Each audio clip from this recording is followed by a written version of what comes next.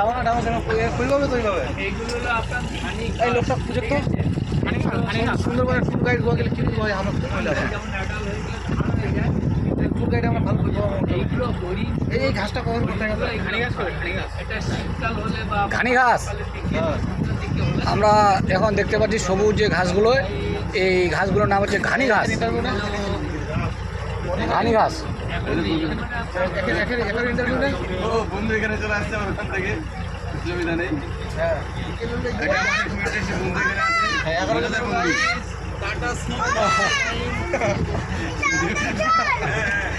India দেশে যাবো interview নেই